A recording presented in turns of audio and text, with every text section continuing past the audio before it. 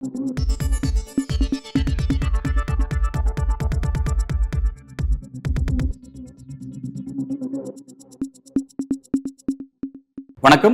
இன்னைக்கு நம்ம டாக்டர் காந்தராஜ் அவர்களோட தான் அரசியல் பேச போறோம்.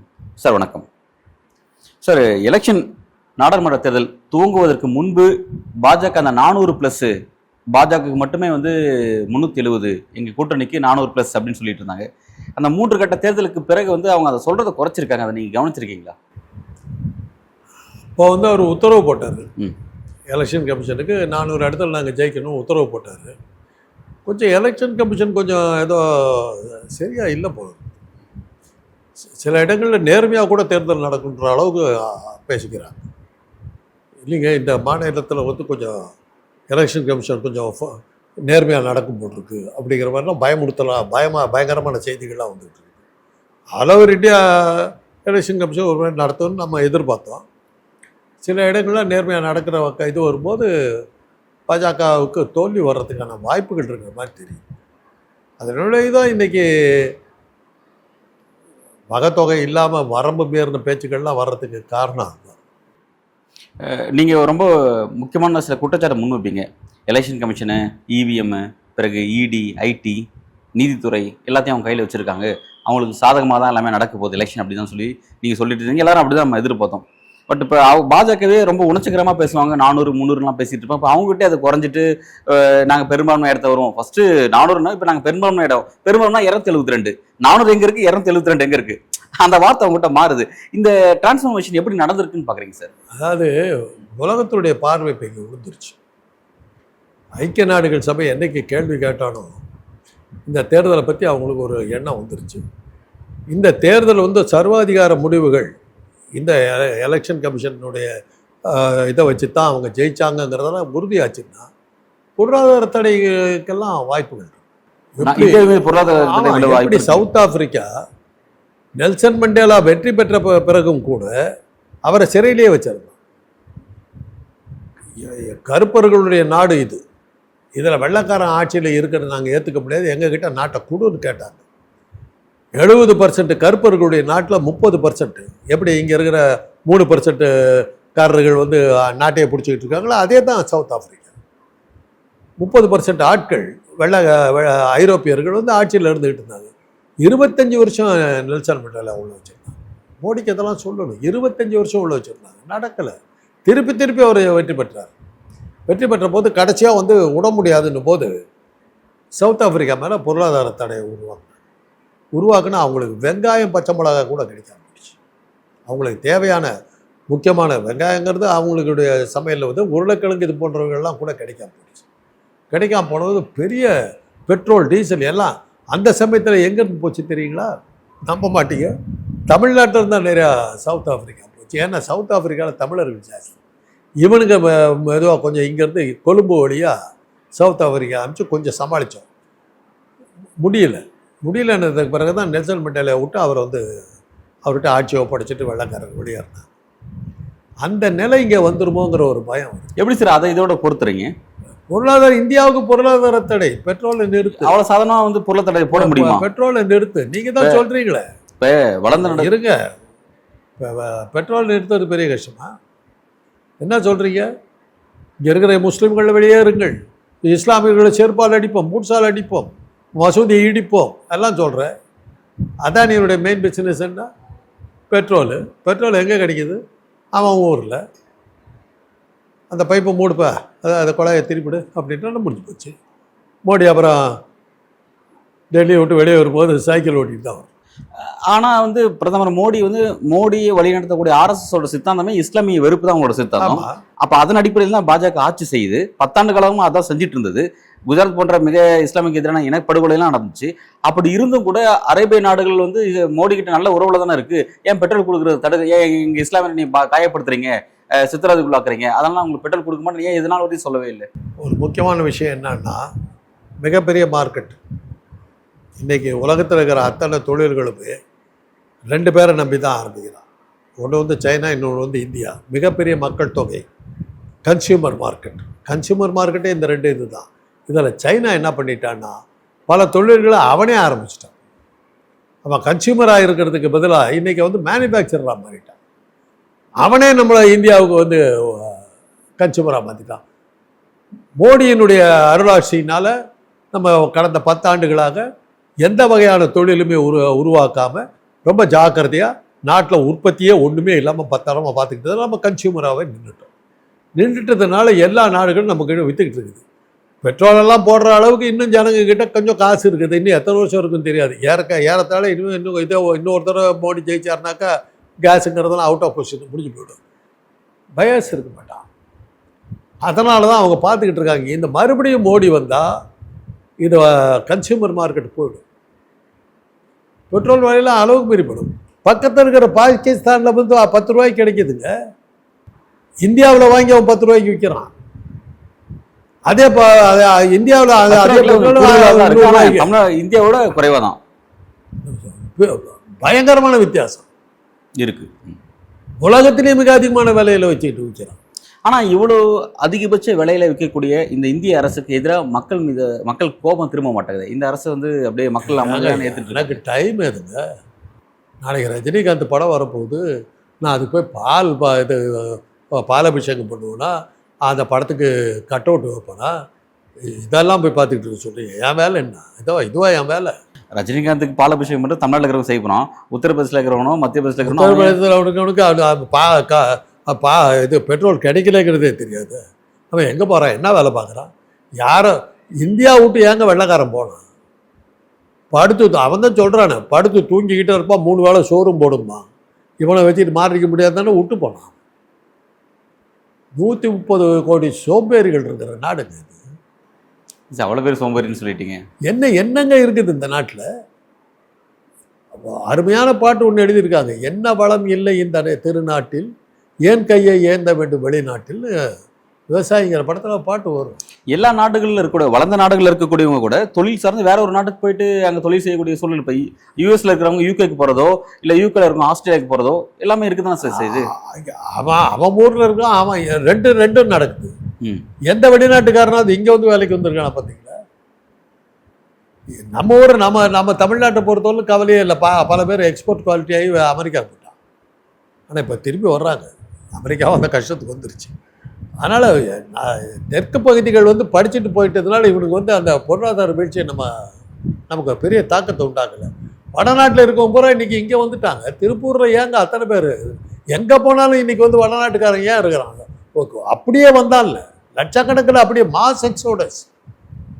எப்படி மோசஸை வந்து நாடு கடத்தின போது எப்படி பாதி எகிப்து அப்படியே அவர் பின்னாடி போச்சோ, அது மாதிரி மோடி ஆட்சிக்கு வந்தது பிறகு வடநாட்டில் இருந்த பல்லாயிரக்கணக்கான மக்கள் தென்னாட்டுக்கு நோக்கி வந்தாங்கல்ல, வேலைக்கு வந்தாங்க. நீங்கள் வேலைக்கு எங்கே போனாலும் அவங்க வடநாட்டுக்காரர் இருக்கிறதுக்கு என்ன காரணம்? வடநாடு கம்ப்ளீட்டாக விழுந்து போச்சு. பொருளாதாரமே இல்லை. 5 ரூபாய்க்கும் 10 ரூபாய்க்கு வேலைக்கு விட்டான். எஸ், ஓகே, நீங்கள் சொல்கிறது ஃபீல்டில் இருக்குது, புரிஞ்சுக்க முடியுது. பொருளாதாரம் முழுக்க இன்னைக்கு காலி.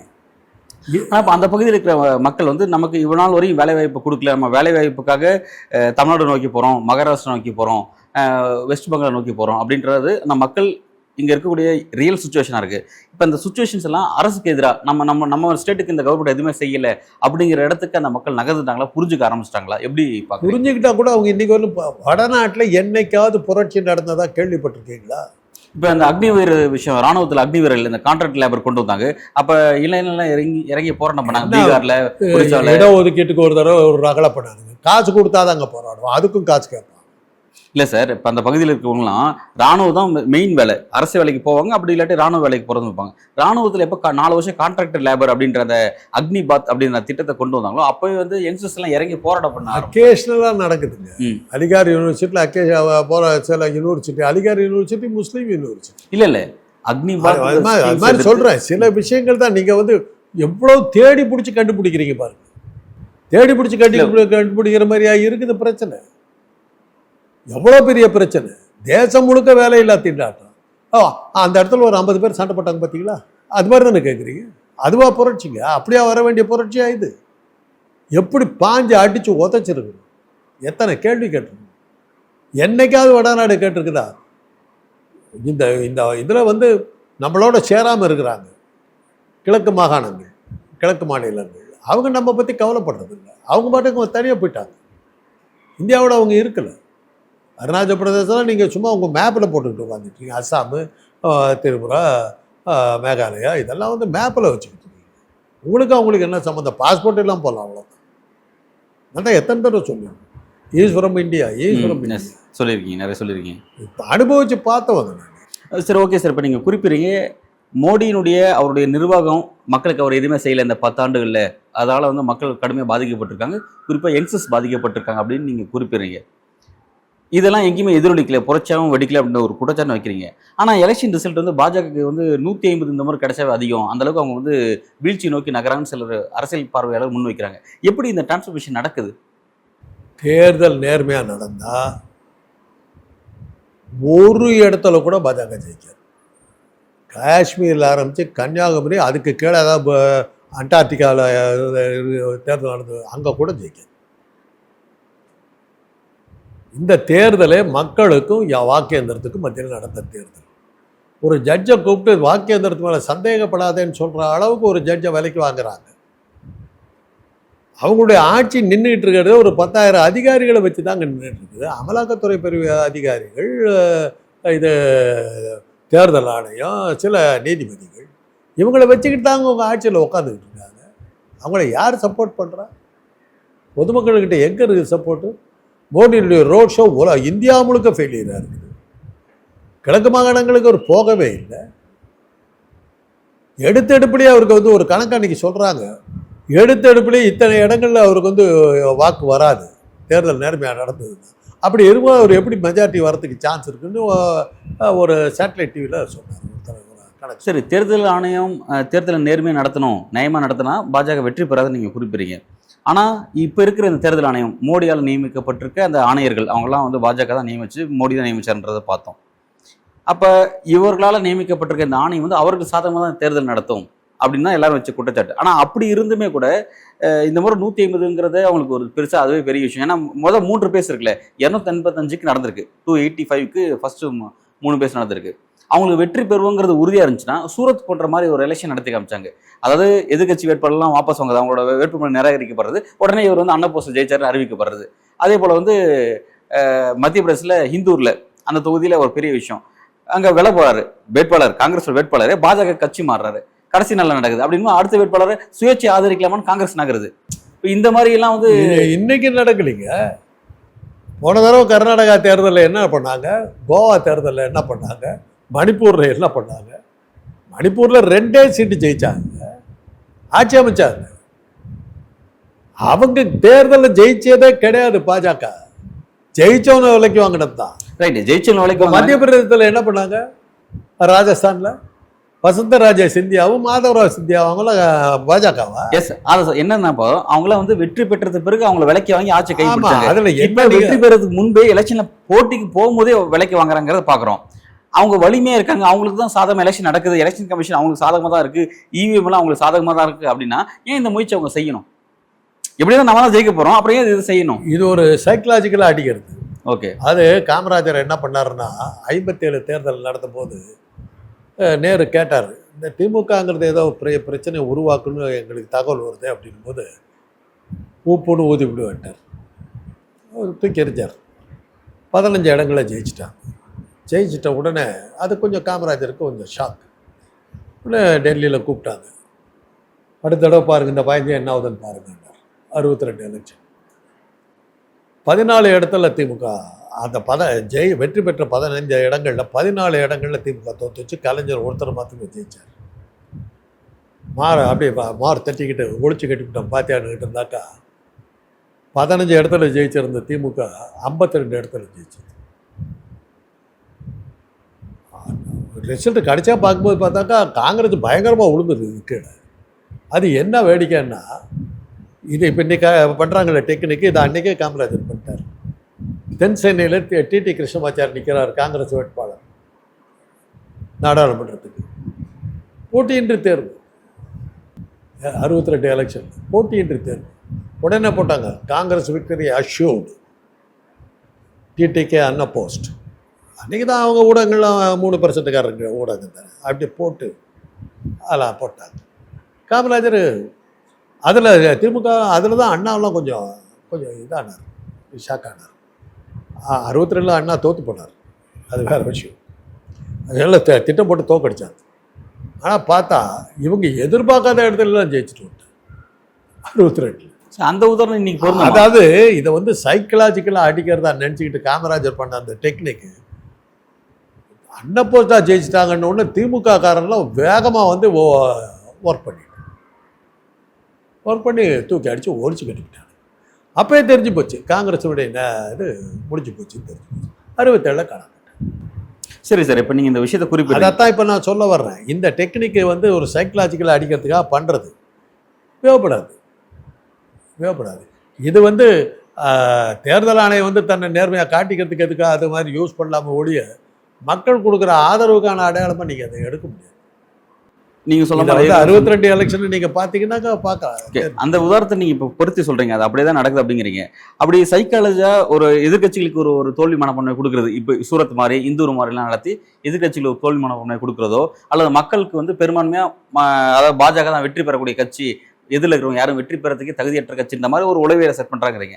அப்படி செட் பண்ணி கூட ரிசல்ட்ஸ் வந்து இப்போ நடந்த 3 பேஸ் பார்த்தீங்கன்னா எல்லாம் வந்து அவங்களுக்கு எதிராக தான் திரும்பி இருக்குன்னு எப்படி நெகட்டிவாக திரும்புது? அதனால தான் நான் சொல்கிறேன், இது மாதிரி பண்ணும்போது என்ன ஆகும்னா வீட்டில் தூங்கிக்கிட்டு இருக்கிற கட்சிக்காரன் கூட நம்ம கட்சி போடுறதுக்கு நம்ம போகலான்னு எந்திரிச்சு வந்துடுவான். உசுப்பி விட்டுடுறீங்க, தூங்குற புள்ளியை அடறி விட்டுடுறீங்க. அப்படி நடக்குது. அதுதான் நடக்குது. மோடியினுடைய மோடியை விட்டுருங்க, அவருக்கு ஏதோ குருட்டு போன விட்டுத்தலை அவனை கதையை அவரை காட்டி எதை பண்ணிட்டு அவர் என்ன நடக்குது, தன்னை சுற்றி என்ன நடப்பு என்பதே தெரியாமல் ஒரு தலைவர் ஒருத்தர் சுற்றிக்கிட்டு இருக்காருன்னா அது மோடியாக தான் இருக்கும். அதனால் அவருக்கு அதை பற்றி தெரியாது. அமித்ஷா தான் எப்படி கவனிக்காமல் உட்காந்து இந்த டெக்னிக்கெல்லாம் ஃபெயிலியரான டெக்னிக்குங்கிறத அவர் யாருக்காவது சொல்லணும். ஏன்னா அவர் இன்னும் திரேதா யுகத்திலேருந்து வரல, இன்னும் கலியுகத்துக்கு வரணும். இல்லை, கலியுகத்துக்கு வரணும், பேண்ட் போடணும், அப்புறம் ஷர்ட்டெல்லாம் போடணும், அப்புறம் கொஞ்சம் காரு கீரு இதெல்லாம் கொஞ்சம் பழகணும், இதெல்லாம் வரணும். இன்னும் குதிரையில் போயிட்டுருக்காரு, ரதத்தில் போயிட்டுருக்காரு. என்றைக்கு நாகரிக உலகத்துக்கு வர்றது, என்றைக்கு கம்ப்யூட்டர் பார்க்குறது, என்றைக்கு போகுது? ரொம்ப லேட்டாக.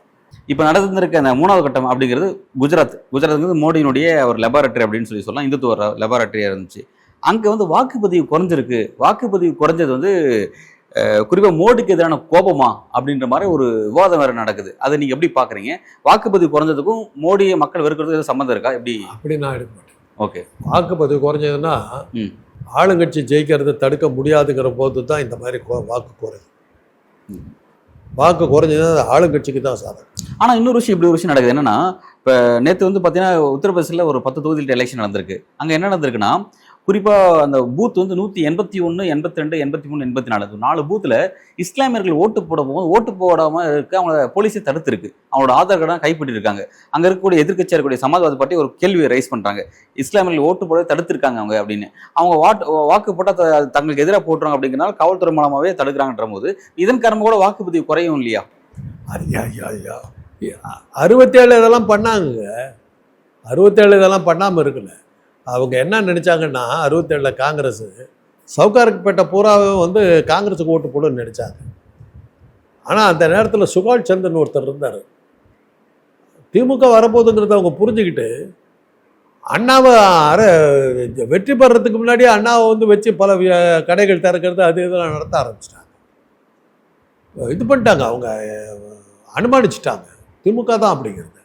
அப்போ தான் காங்கிரஸ்காரங்க ஷாக் ஆகி நின்னாங்க. என்னடா வடநாட்டுக்காரனை எதிர்த்து போடுறாங்க இருக்கிறாங்க, அந்த திமுக சப்போர்ட் பண்ணிட்டு இந்த சேட்டு பசங்களே வராங்க, அவங்க காலத்தை ஒட்டியே வந்துட்டாங்க.